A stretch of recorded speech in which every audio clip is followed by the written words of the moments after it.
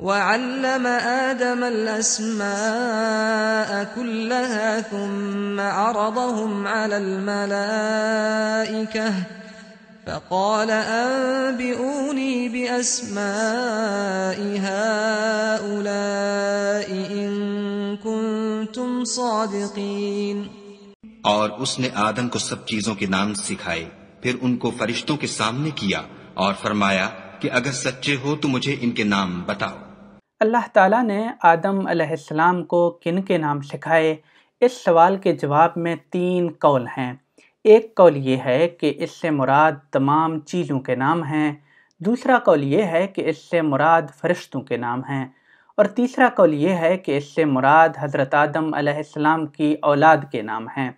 ان میں سے جہاں تک دوسرے قول کا تعلق ہے اس کی تائید میں قرآن میں کوئی دلیل نہیں ہے، اس وجہ سے اس پر کسی گفتگو کی ضرورت نہیں ہے۔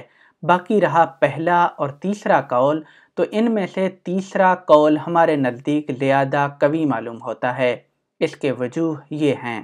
اس کی پہلی وجہ تو یہ ہے کہ قرینہ سے معلوم ہوتا ہے کہ یہاں اسماء پر الف لام عہد کا ہے۔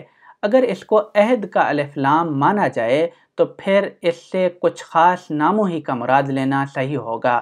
دوسری وجہ یہ ہے کہ اس کے لیے ضمیریں اور اشارے وغیرہ جو استعمال ہوئے ہیں وہ تمام تر وہ ہیں جو عربی زبان میں عام چیزوں کے لیے نہیں بلکہ خاص طور پر عقل و ادراک اور شعور و ارادہ رکھنے والی چیزوں کے لیے استعمال ہوتے ہیں۔ تیسری وجہ یہ ہے کہ یہاں موقع فرشتوں کو قائل کرنے کا ہے۔ فرشتے حضرت آدم علیہ السلام کی ذریت کے متعلق یہ گمان رکھتے تھے کہ یہ خلافت پا کر زمین میں فساد مچائے گی اور خون ریزیاں کرے گی۔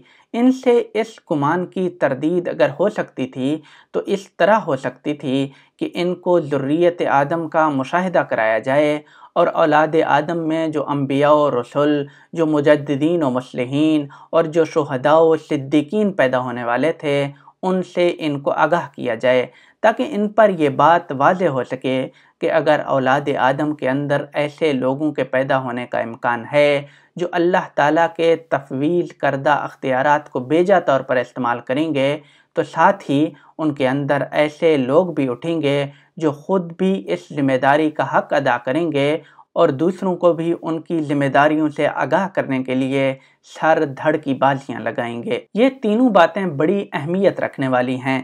اگرچہ ان میں سے الگ الگ ہر ایک کے متعلق کوئی نہ کوئی کمزور قسم کا اعتراض اٹھایا جا سکتا ہے، لیکن یہ تینوں مجموعی طور پر مل کر نہایت مضبوط دلیل اس بات کی بن جاتی ہیں کہ اسماء سے مراد حضرت آدم علیہ السلام کی اولاد کے نام اور خاص کر ان لوگوں کے نام ہیں جو دنیا میں فساد کو مٹانے اور عدل کو قائم کرنے کے لیے آنے والے تھے۔ رہا یہ سوال کہ آدم علیہ السلام کی یہ اولاد تھی کہاں کہ ان کا مشاہدہ کرایا گیا اور ان کے نام بتائے گئے، تو اس کا جواب خود قرآن مجید سے معلوم ہو جاتا ہے۔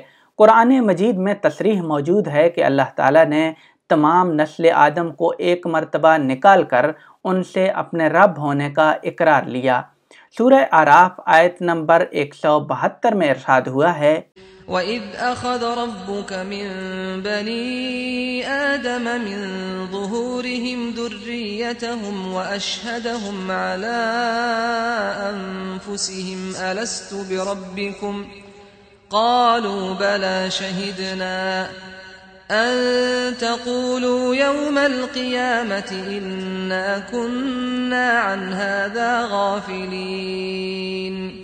اور جب تمہارے پروردگار نے بنی آدم سے یعنی ان کی پیٹھوں سے ان کی اولاد نکالی تو ان سے خود ان کے مقابلے میں اقرار کرا لیا، یعنی ان سے پوچھا کہ کیا میں تمہارا پروردگار نہیں ہوں؟ وہ کہنے لگے کیوں نہیں، ہم گواہ ہیں کہ تو ہمارا پروردگار ہے۔ یہ اقرار اس لیے کرایا تھا کہ قیامت کے دن کہیں یوں نہ کہنے لگو کہ ہم کو تو اس کی خبر ہی نہ تھی۔ اس سے معلوم ہوتا ہے کہ دنیا میں بھیجنے سے پہلے اللہ تعالیٰ نے عالم غیب میں ایک مرتبہ تمام نسل آدم کے ایک اجتماع عام میں ان سے اپنی ربوبیت کا اقرار کرایا ہے۔